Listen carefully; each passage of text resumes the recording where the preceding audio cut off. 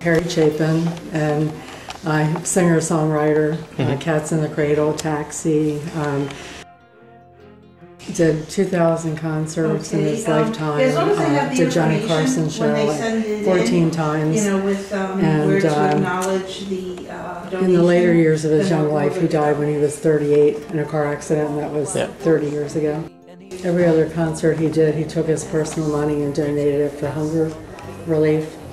And he actually started World Hunger Year in New York that's still going on, and on the Hunger Hotline. And he used to take his guitar up to Capitol Hill and he'd stand on the steps and draw a crowd and get the legislators involved, Jimmy Carter, Senator Leahy.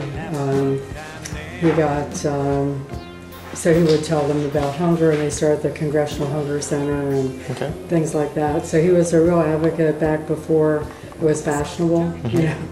So yeah, Bruce Springsteen involved, Willie Nelson, John Denver. So he's kind of paved the way for the food bank industry kind of thing? For hunger in general. Yes. But back in Harry's time, it was more focused on world hunger. Yes. And then, because, you know, it really wasn't a big issue in our country. But now with the economy and things going on over the past 30 years, so actually World Hunger Year came up with reinvesting in America. Started maybe 35 years ago, and St. Mary's Food Bank, or St. Mary's Pantry in Arizona, in Phoenix, and a guy named John Van Hengel was there, and he found that, you know, they were a pantry distributing food, and down maybe a mile away they had another pantry and a soup kitchen, and they were all trying to find food, and they had no warehousing, they had no trucks. So Joe was trying to buy a truck, and Harry was renting a truck, and he's like, well, why don't we get together and form a food bank? So we'll all put food in it, and we'll share the expenses of it, and when we need food, we'll take it out. He started an organization called Second Harvest, which has now morphed into Feeding America. So if you go online to Feeding America, we're a member agency, and there are about 200 food banks across the country that are members. And even though we're independent 501c3 nonprofits, we share the same standards of record keeping and accountability, food safety, how we report poundage to national donors and things like that. And Feeding America is based in Chicago, and they don't have warehousing, but what they do is they make the relationships with the food manufacturers, ConAgra Foods, General Foods, Nabisco, Procter & Gamble, all those other companies. And then they let us know where donated product is available, and then it's up to us to pay the freight to get that product here.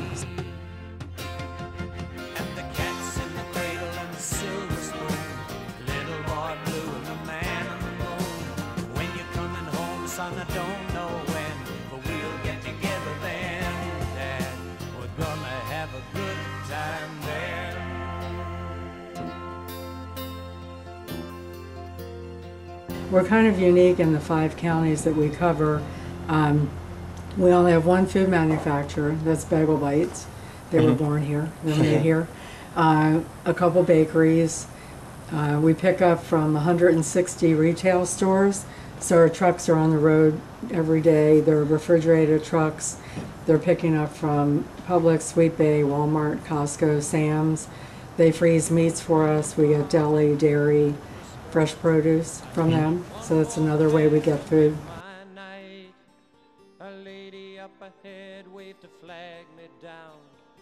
About 3.5 years ago, our distribution was maybe 3.5 to 4 million pounds of food. This past year, we just finished the year at almost 14 million pounds of food. For tomorrow's orders, they pulled 50,000 pounds of food today for tomorrow.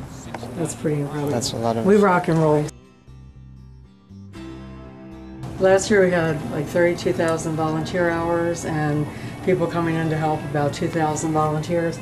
This was just last month. In January we had 2,549 volunteer hours. They sorted 32,000 pounds of food, and if we were to pay them, it would have cost us $54,000 to pay them. So it's all donated. That's pretty impressive. Time. Yeah. Jen's our volunteer supervisor. She might have 40 volunteers working at one time. So they'll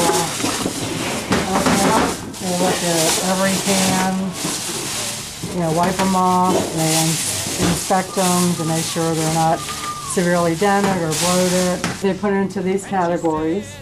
They weigh each box, they go in the pallets. So the warehouse men will then pull these pallets and put them into inventory. Our inventory is online, so if you're with a church pantry or soup kitchen and it's your turn to order, time to order, usually once a week, you go online, you look at a live inventory that refreshes every 30 minutes, you place your order.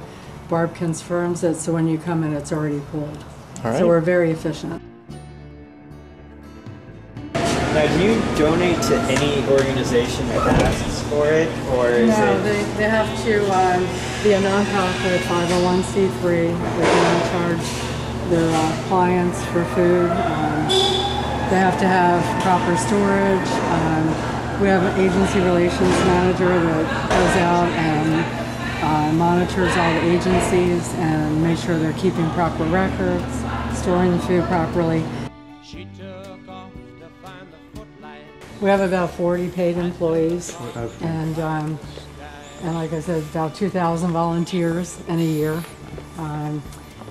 And it's very important that you have paid employees. For one thing, you need to keep people working, but you can't really expect a volunteer to be here every day. Warehouse guys start at like 5:30 in the morning. They have to have their CDL licenses to drive those trucks. You have to be able to push a 1,500-pound pallet.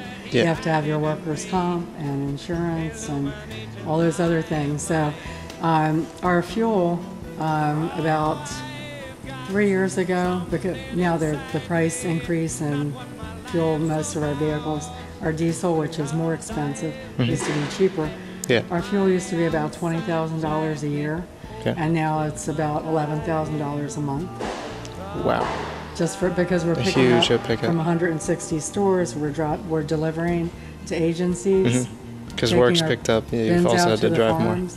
So we're really good. We're a Charity Navigator. We have a 4-star rating, and there's only one other nonprofit in Lee County, and that's the Lee Education Foundation that has that rating. So 96 cents of every dollar goes right to feeding people. So we're very Which is really small. good. Yep.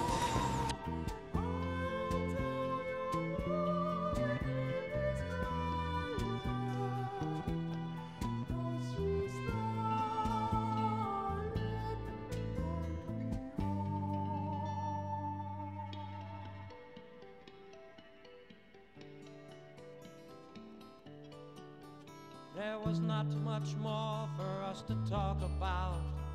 Whatever we had once was gone. So I turned my cab into the driveway, past the gate and the fine trim lawns. And she said, we must get together, but I knew it'd never be arranged. Then she handed me $20 for a $2.50 fare. She said, Harry, keep the change. Well, another man might have been angry, and another man might have been hurt, but another man never would let her go. I stashed the bill in my shirt, and she walked away in silence. It's strange how you never know, but we'd both gotten what we'd asked for such a long, long time ago. You see, she was gonna be